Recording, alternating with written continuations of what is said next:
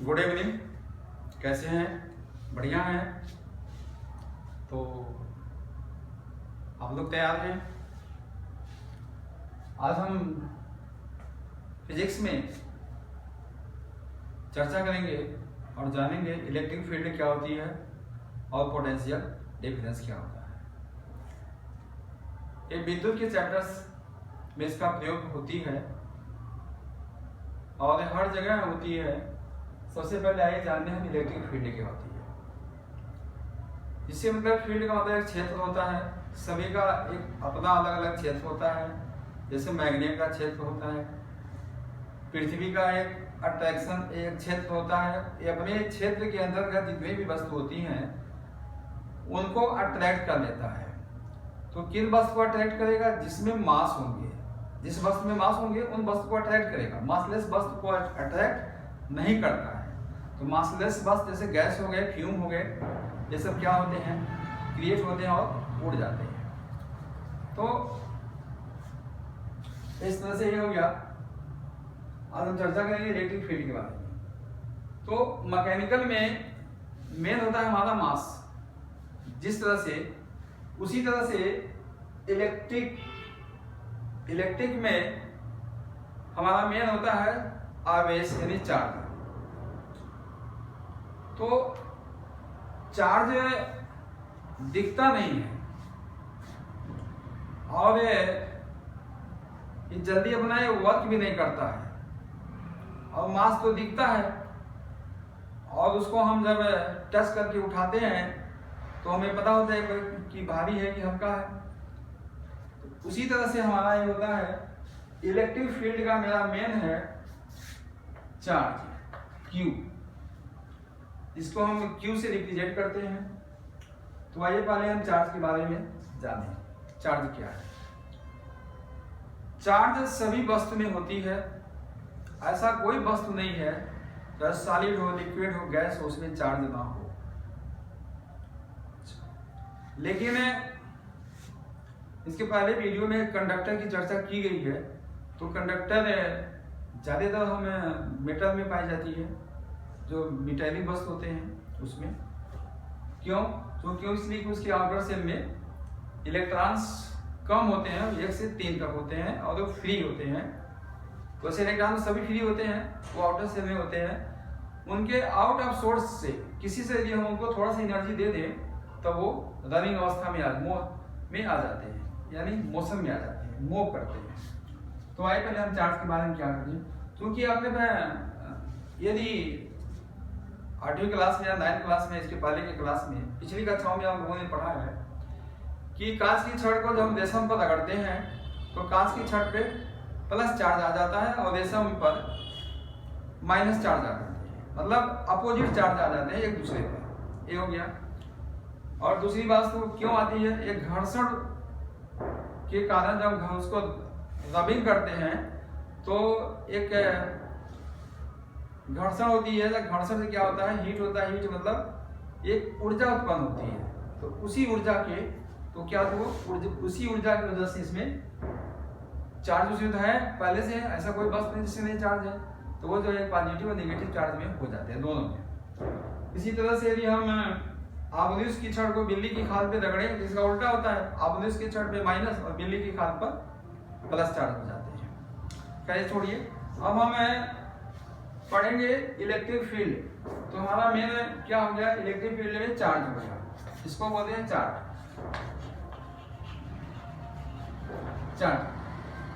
तो जैसे मान लीजिए कोई चार्ज है। अब हमारा क्लियर हो गया कि किसी भी एलिमेंट में या वस्तु में चार्ज होती है। तो हमारा मैंने चार्ज लेने बीच में मैंने मान यहाँ रख दिया। अब इस पे इसकी क्षेत्र कैसे पता करें? इसकी क्षेत्र कितनी है, इसकी एरिया कितनी है? तो यदि हम देखते हैं कि यदि हम अपने पेन या पेंसिल को बाद में रगड़ें और रगड़ने के बाद से कागज के कुछ टुकड़ों को मैं एक बना के इसमें रख दें और ये हमारा पेंसिल या पेन है, इसको इसके पास ले जाते हैं तो कुछ ही डिस्टेंस पर, कुछ ही डिस्टेंस पे इस पे जो छोटे छोटे कागज के टुकड़े हैं वो अट्रैक्ट होकर के इस पे आ जाते हैं। हमारे पेन पे आ जाते हैं।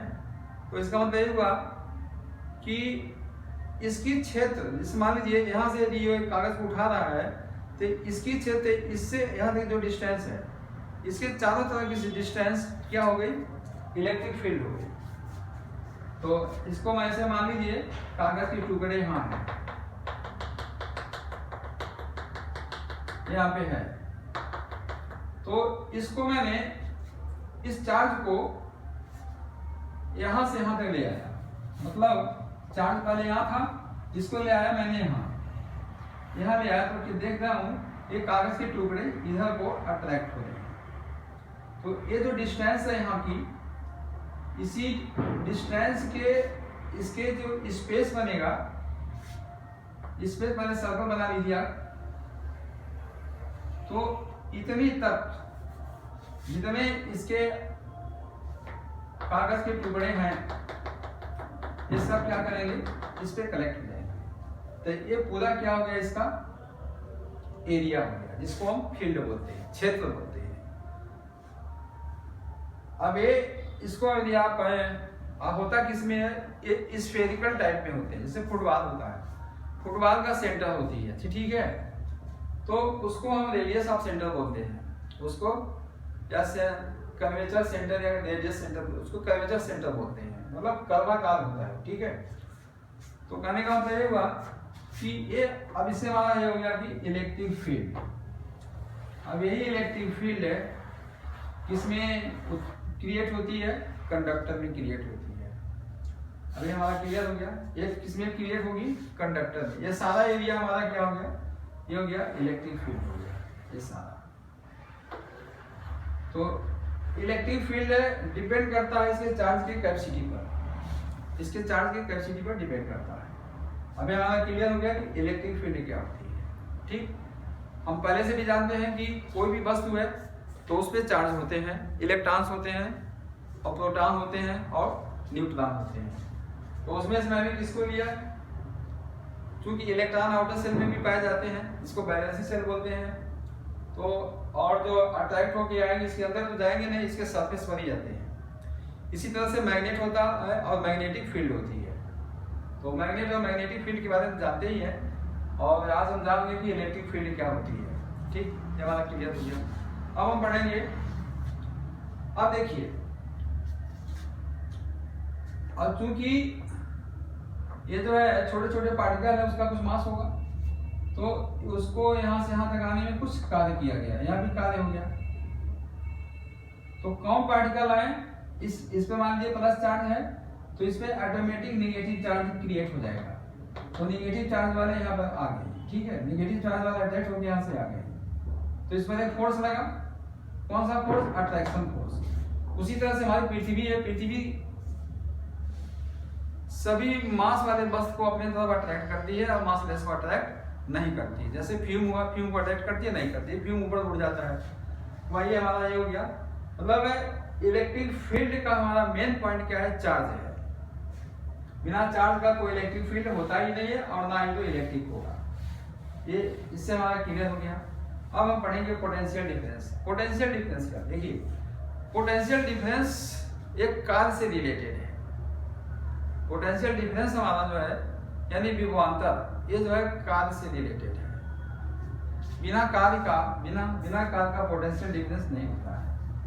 आइए देखते हैं कैसे। जैसे मान लीजिए कोई वस्तु ये है, यहाँ पर एक कोई वस्तु यहाँ है, इसको मैंने यहाँ तक ले आना है, या तो सीधे ले आए हम, मतलब या तो ऐसे घुमा के ले आए या तो ऐसे ले आए, ठीक है। वस्तु हमारा यहाँ से यहाँ तक आ गया, ये हो गया डिस्टेंस, इसको बोलते हैं डिस्प्लेसमेंट। ये हमारा डिस्टेंस, इसको हम डी से रिप्रेजेंट करें, ये हो गया हमारा डिस्प्लेसमेंट। तो यहाँ पे हमारा वर्क कितना है, 0 है, W1 का भी यहाँ 0 है। और जब इसको यहाँ से हम एक दूरी पर ले आए, तो यहाँ पर WP इक्वल टू क्या हो गया, WP इक्वल टू हो गया, जैसे मान लीजिए यहाँ पे कोई m वस्तु का मास है और उसकी जो वेट कितनी हो जाएगी, mg हो जाएगी। तो यहाँ पे हो गया mg इंटू d हो गया, mg d हो गया, d हमारा डिस्प्लेसमेंट है। और इसका डिफरेंस यानी work difference equal to W2 minus W1 equal to mgd minus 0 equal to mgd, d जो हमारा डिस्प्लेसमेंट हो गया। तो ये हो गया हमारा वर्क डिफरेंस हम रख के इसको बोलते हैं वर्क। मतलब इतना बोलते हैं कि एक वस्तु को पॉइंट ए से पॉइंट बी तक ले जाने में कितना कार्य किया गया mgd का। डी क्या है? डिस्टेंस। और दूर ले जाएंगे तो और काम करना पड़ेगा, और दूर ले जाएंगे तो और काम करना पड़ेगा। ठीक है, ये हमारा हो गया वर्क। इसी से रिलेटेड हमारा आता है पोटेंशियल डिफरेंस। आइए देखते हैं, इसको नोट कर लीजिए।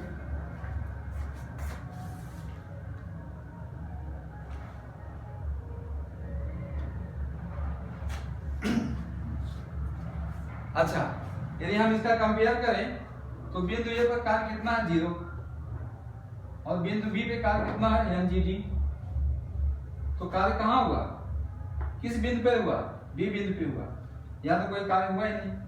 क्यों हुआ? क्योंकि यहाँ पे डिस्टेंस हुआ और मैंने एक फोर्स लगाया इस तरह से।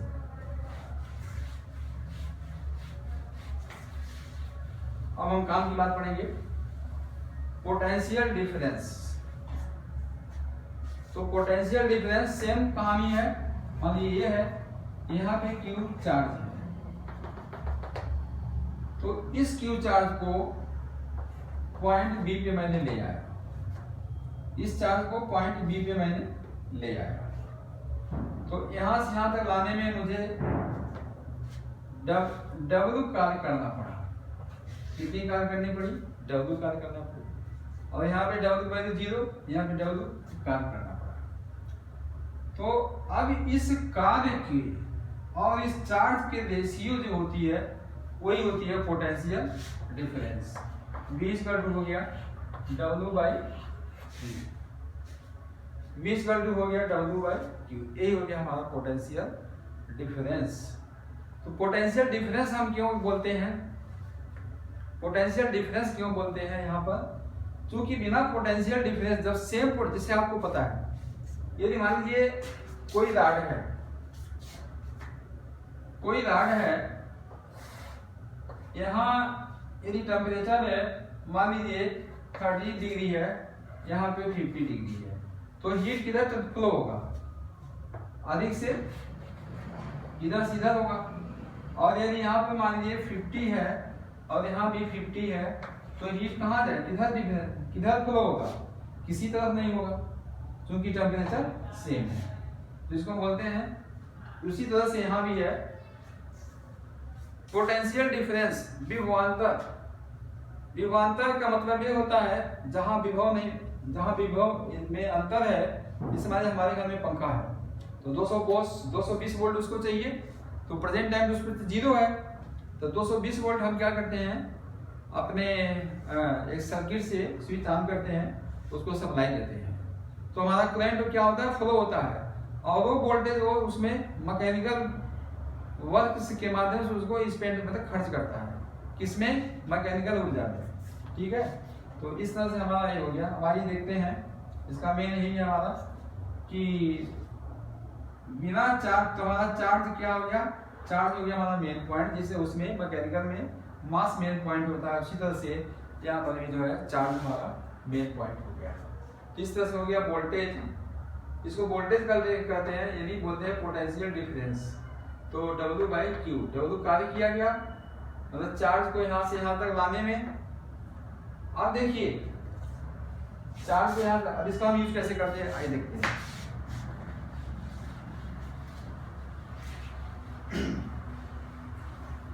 एक मैंने कंडक्टर लिया, इस कंडक्टर में एक बल्ब लगा दिया,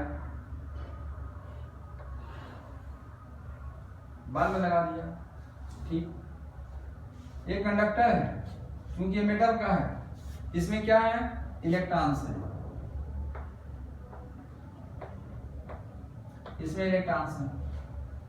और इसको मैंने एक पोटेंशियल डिफरेंस यानी बैटरी से जोड़ दिया।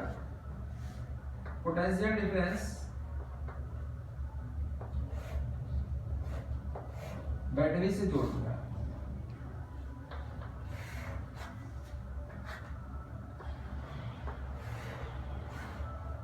इसको बैटरी से जोड़ दिया। इधर पॉजिटिव दिया तो करंट हमारी विद्युत धारा किधर से जा रही है, इधर से जा रही है, ये धारा हो गया। और ये आपका जब धारा इधर जाएगी, इधर निगेटिव है, धारा इधर से जा रही है, इधर आ रही है। और देखिए, और ये पॉजिटिव चार्ज है, पॉजिटिव है, और ये जब इधर से धारा जाएगी, जैसे यहाँ पर प्लस पहुंचेगा वैसे इलेक्ट्रॉन्स यहां से बना कर देगा,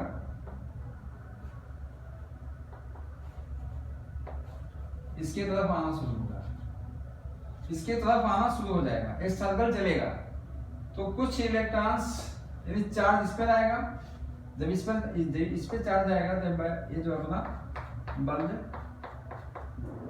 लाइट देगा, ठीक है। तो इस तरह से हो गया।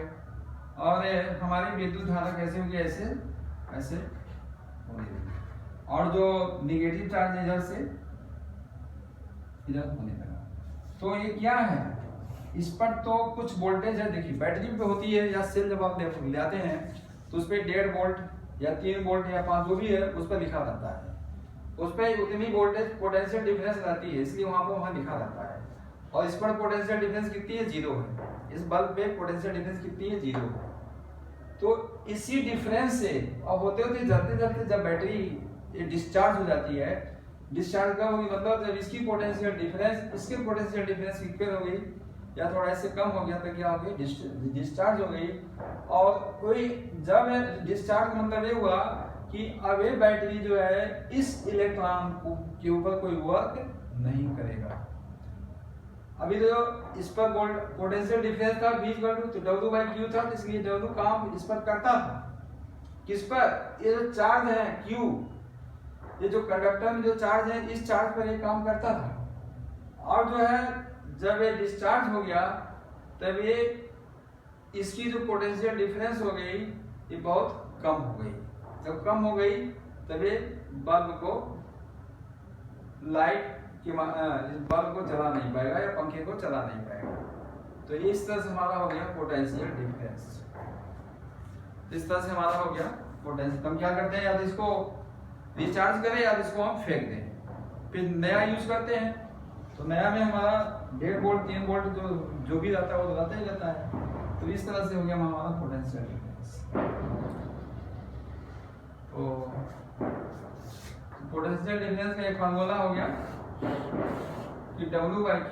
अब जब बैटरी बनाया गया है तो बैटरी बनाने में हमको कार्य किया गया या पावर हाउस में क्या, और जो बिजली को उत्पादन होती है चाहे थर्मल पावर प्लांट से चाहे वाटर पावर प्लांट से यानी डैम से, तो उसमें क्या करते हैं, काम करते हैं, काम करके इसको स्टोर करते हैं। किसको, W/Q को, W/Q की स्टोर करते हैं, फिर आवश्यकता अनुसार जगह जगह सप्लाई करते हैं। तो इस तरह से आप लोगों के भूलेगा नहीं, और यदि क्वेश्चन आएगा तो इसको हम लोग सॉल्व कर लेंगे। इसके बाद से होती है सीरीज पैरेलल रियोस्टेट के, लेकिन मेन हमारा यही है potential difference of electric field. आज इलेक्ट्रिक फील्ड पोटेंशियल डिफरेंस के बारे में जान लिए।